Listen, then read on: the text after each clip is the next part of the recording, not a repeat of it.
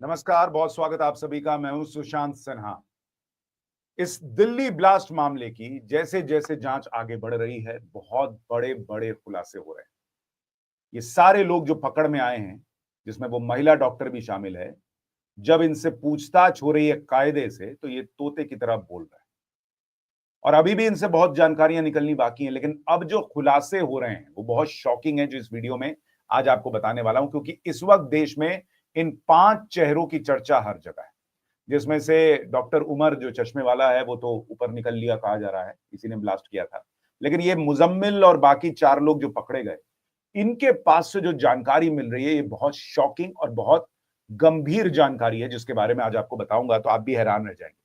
पहली जो बड़ी जानकारी अब निकल कर आई है वो ये कि ये लोग दिल्ली में, दिल्ली क्या देश में, दिवाली पर बड़े धमाके की फिराक में थे।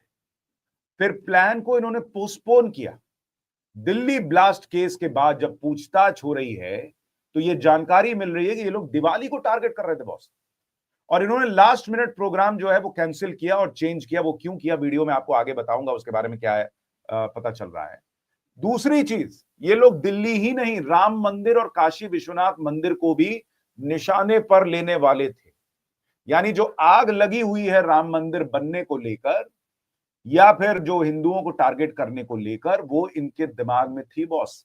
और इसीलिए कहा जा रहा है कि ये लोग दिल्ली के अलावा देश के अलग हिस्सों में जो अटैक करते सो करते, वो गुजरात में केमिकल अटैक करते सो करते, लेकिन उसके अलावा ये लोग राम मंदिर और काशी विश्वनाथ मंदिर को टारगेट करने वाले थे।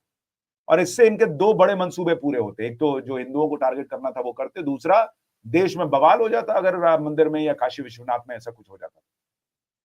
तो पूरे हिंदुस्तान में आग लगाने की फिराक में थे। और इसीलिए मैं जब कह रहा हूं आपसे बार बार कि भाई सुरक्षा एजेंसीज को नमस्कार कीजिए, प्रणाम कीजिए कि उन्होंने इस देश को बचा लिया, वरना इनकी प्लानिंग क्या थी अभी वीडियो में आगे बताऊंगा, तो आप और शॉक्ड रह जाएंगे सुनकर कि किस लेवल पे ये जाने वाले थे। लेकिन आप खुद देखिए कि जब ये इतनी बड़ी चीजें करने वाले थे, इसलिए अब कहा जा रहा है कि सरकार भी इसको एक्ट ऑफ वॉर मान रही है। सरकार के सूत्रों के हवाले से खबर छप रही है कि भाई ये एक्ट ऑफ वॉर है, और अगर एक्ट ऑफ वॉर है तो ऑपरेशन सिंदूर पार्ट 2 होना भी लगभग तय मानकर चलिए कि नरेंद्र मोदी छोड़ेंगे नहीं, वो ये तो उन्होंने क्लियर ऐलान कर दिया है। लेकिन अभी संकट एक और बड़ा है।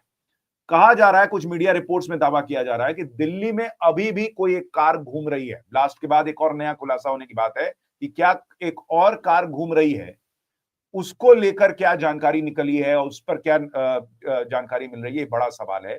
क्योंकि कई लोग ये कह रहे हैं, ये भी खबर आई कि जो ये सो कॉल्ड डॉक्टर मॉड्यूल था, डॉक्टर क्या थे, ये तो जान बचाने वाले थे नहीं, ये तो मारने वाले लोग थे।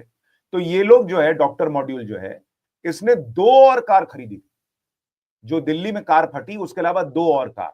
Jammu Kashmir police call log को पढ़ रही है, Aadhaar card, data bank, driving licence, पूरी ट्रैवल हिस्ट्री, सब कुछ चेक कर रही है। क्योंकि संभव है कि अगर 2 और कार खरीदी होगी तो ये लोग जो है वो घूमने का प्लान तो बना नहीं रहे होंगे। भाई इनके दिमाग में तो यही चल रहा था कि दूसरों को ऊपर कैसे भेजना है, ये खुद कहां जाएंगे, इनका प्लानिंग थोड़ी था।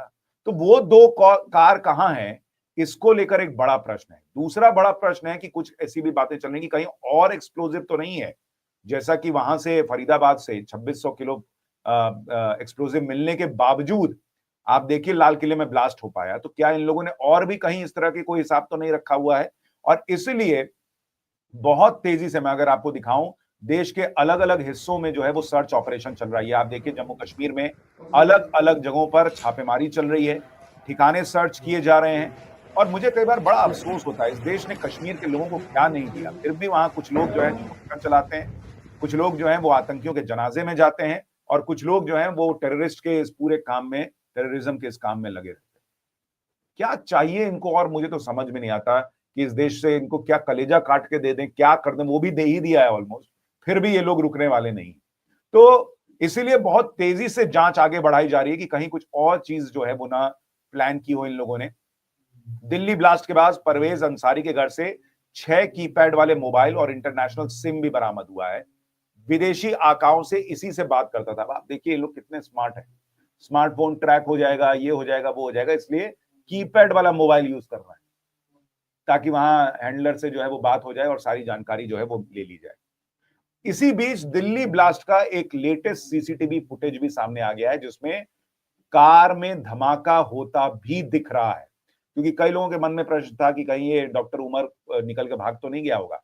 तो उस सीसीटीवी फुटेज में क्या दिख रहा है, मैं आपको एक बार दिखाता हूं। वो जो सीसीटीवी फुटेज अब सामने आई है, जरा इसको गौर से देखिए एक बार। ये वो फुटेज है जिसमें आप देखेंगे कि ब्लास्ट होता हुआ एकदम से नजर आता है। ये देखिए, ट्रैफिक चल रहा है, पूरा ट्रैफिक जैम है, और अचानक से आप देखिए ब्लास्ट होता है। देख रहे हैं, दाहिनी तरफ लग रहा है वो i20 कार थी, और उसी में जो है ये ब्लास्ट होता है, और पूरा इलाका जो है वो दहल जाता है। और आप सोचिए कितना ट्रैफिक वाला इलाका इन कमबख्तों ने चुना कि भाई लोगों को कैसे नुकसान पहुंचाया जा सके। और जो मैं आपसे कह रहा था बार बार, अब वही बात सामने आ रही है कि पैनिक में इसने अटैक कर दिया। क्योंकि जिस तरीके से बॉम्ब को ये लोग बनाते हैं कि उसमें छर्रा और ये सारी चीजें डाल वाल के, कील वील डाल के ऐसा बनाते हैं ताकि और नुकसान पहुंचे, लोगों के देह जो है वो रगड़ाते हुए भी जाए तो पूरा खून खच्चर हो जाए। वो चीज जो है करने के लिए इन लोगों ने, यहां जो धमाका हुआ उसमें वो दिख नहीं रहा है। इसका मतलब चूंकि वहां गिरफ्तारियां होने लगी और पैनिक में भाई साहब जो है वो गए, और इन्होंने 3 घंटे मस्जिद की पार्किंग में, वहां लाल किले के पास की पार्किंग में बिताई। और वहां गाड़ी में बैठे बैठे जो भी इसने अपना सोचा होगा कि भाई हैंडलर से या तो निर्देश आना होगा, या सोच रहा होगा कि और थोड़ी भीड़ बढ़े तब जाके अटैक करूं। और ये उस जैन मंदिर और हिंदू मंदिर के पास पहुंचता उसके पहले जो है इसने ब्लास्ट किया, क्योंकि वहां पे शायद पुलिस वुलिस दिख गई होगी, तो इसको लगा होगा कि हम वहां तक तो नहीं पहुंच पाऊंगा, पकड़ा जाऊंगा, तो यहीं पे कांड कर देता हूं। तो ये सारी जानकारियां अब धीरे धीरे बाहर आ रही हैं। कहा जा रहा है कि इसमें ये पहले मयूर विहार भी गया था, कनॉट प्लेस भी गया था, मतलब भीड़ भाड़ वाली कौन सी जगह हो ये तलाश रहा था, और आखिर में इसने जो है वहां चांदनी चौक के पास जो है वो ब्लास्ट किया है। लेकिन आप देखिए ये लोग काम कैसे करते हैं। जांच में जो खुलासे हो रहे हैं, अभी दिवाली पे क्या प्लान था, राम मंदिर को क्या लेके प्लान था, वो आगे बताऊंगा। लेकिन आप देखिए 37 दिन पहले शादी में इन लोगों ने अपना पूरा टेररिस्ट आतंकियों का जो है वो ग्रुप बना लिया, जिसमें ये महिला जो है डॉक्टर शाहीन सईद, ये बहुत इंपॉर्टेंट बताई जा रही है। वो जो मसूद अजहर ने ऑपरेशन सिंदूर में जो उसके परिवार के लोग मारे गए और उसके बाद महिला विंग बनाया था, उसका हिंदुस्तान में काम ये देख रही थी, कहा जा रहा है। तो पहले आतंकियों के जनाजे में जाते थे, वहां पर कहा जाता था कि भाई लोग संपर्क में आए और आतंकी बन रहे हैं। अब शादी ब्याह में काम चल रहा है। ये अपने आप में सोचिए कि कितनी बड़ी बात है कि इस तरह की चीजें अब शादी ब्याह में हो रही हैं, कि वहां पर आपने जो है वो लोगों को मिला के और जो है वो काम कर दिया। डॉक्टर शाहीन सईद जो है ये 45 साल की है, लखनऊ की, मुजम्मिल की करीबी थी, कार में राइफल रखी हुई थी। मुजम्मिल शकील जो है इसने 2900 किलो विस्फोटक जुटा कर रखा था। आदिल अहमद जिसने पोस्टर लगाए थे जैश के, जिसके बाद सारा पूरा मामला खुलना शुरू हुआ। और डॉक्टर सज्जाद अहमद, ये उमर का दोस्त था, डॉक्टर उमर का, जो फट गया है। पुलवामा ठिकाने वाले मॉड्यूल से इसका संबंध बताया जा रहा है। तो ये सारे लोग जो है अब ये इनसे पूछताछ चल रही है और उसके हिसाब से ये जानकारियां बाहर आ रही है। ये जो डॉक्टर उमर उन नबी मरा है, ये इसको अब इसकी भी कुंडली खुल रही है। तो बताया जा रहा है कि ये जब जम्मू कश्मीर में था, इसको मेडिकल कॉलेज से निकाल दिया गया था। और उसकी वजह क्या है भाई, जो रिपोर्ट छप रही है उसके मुताबिक एक मरीज की मौत का इसको जिम्मेदार माना गया। अब आप सोचिए कितनी बड़ी बात है कि कहा यह जा रहा है कि भाई इसने जो है 2003 में श्रीनगर से एमबीबीएस किया, एमडी की पढ़ाई करके अनंतनाग गवर्नमेंट मेडिकल कॉलेज में बतौर सीनियर रेजिडेंट डॉक्टर ज्वाइन कर चुका था। लेकिन इसका तौर तरीका ठीक नहीं था। जो साथी डॉक्टर थे, पैरामेडिकल स्टाफ थे, मरीज भी अक्सर शिकायत करते थे कि बहुत बदतमीज था, अपने काम पर ध्यान नहीं देता था और अस्पताल से गायब रहता था। इसकी भाभी क्या कह रही है कि नहीं नहीं बहुत सीधा था, कुछ तो करता ही नहीं था, देवता तुल्य था, इस टाइप का हिसाब था। मतलब एकदम क्या बोले, ऐसा दूध का धुला हुआ था। लेकिन जो आसपास की पब्लिक है वो बता रही है कि गायब रहता था, और इसलिए कहा जा रहा है कि एक दिन मरीज की हालत बिगड़ गई और उस दिन ये ड्यूटी से गायब था। कहीं गया होगा अपना रेडिकल होने के लिए या उसकी ट्रेनिंग लेने के लिए, जो भी गया होगा। लेकिन इस तरीके से अब आप सोचिए डॉक्टर्स जो है वो पकड़े जा रहे हैं कि वो आतंकी हमला कर रहे हैं। तो जो लोग ये कहते थे कि अरे गरीब है इसलिए आतंकी बन गया, जो लोग ये कहते थे कि भाई पढ़ा लिखा नहीं इसलिए आतंकी बन गया, ये सब फिजूल की बात है बॉस। पढ़ लिख के डॉक्टर बन के आतंकी हमला कर रहा है। और आप देखिए कि अब आपको बताता हूं जो खुलासे हो रहे हैं। कहा जा रहा है कि इन लोगों ने प्लानिंग की थी कि भीड़ भाड़ वाले इलाके को टारगेट करना है, और इसलिए इन्होंने दिवाली का दिन चुनने की बात की थी। लेकिन उसी के साथ 26 जनवरी का भी प्लान था। अब लास्ट मिनट पर दिवाली वाला प्लान कैंसिल हुआ है, और जांच एजेंसियां जो हैं वो इसी की जानकारी जुटा रही हैं कि ये दिवाली वाला प्लान कैंसिल क्यों हुआ, क्योंकि हो सकता है दिवाली में सुरक्षा इतनी बढ़ी हुई थी कि ये कर ना पाए हों। इसलिए इन्होंने कैंसिल किया कि 26 जनवरी को करते हैं, उस दिन और बड़ा कुछ प्लान करते हैं। लेकिन या फिर कोई और वजह थी, तो जो मैंने आपको कल बताया था वीडियो में कि वहां पर इनके मोबाइल से जो डेटा निकाला जा रहा है, उससे अब ये जानकारियां निकल कर आ रही हैं और उससे तार जोड़े जा रहे हैं कि आखिर हुआ क्या था। मेवात से वो मौलवी भी गिरफ्तार हो गया जिसने इसको घर किराए पे दे रखा था। एक और बड़ी चीज आप देखिए कि राम मंदिर और काशी विश्वनाथ मंदिर को टारगेट करने का तो ये लोग प्लान कर ही रहे। जो अब खुलासा हो रहा है, ये जो महिला बता रही है, डॉक्टर जो पकड़ी गई है, कि इनके टारगेट पर अस्पताल भी थे बॉस। आप सोचिए कि ये लोग अस्पताल टारगेट करना चाहते थे ताकि ज्यादा से ज्यादा लोग जो है उनकी कैजुअलिटी हो।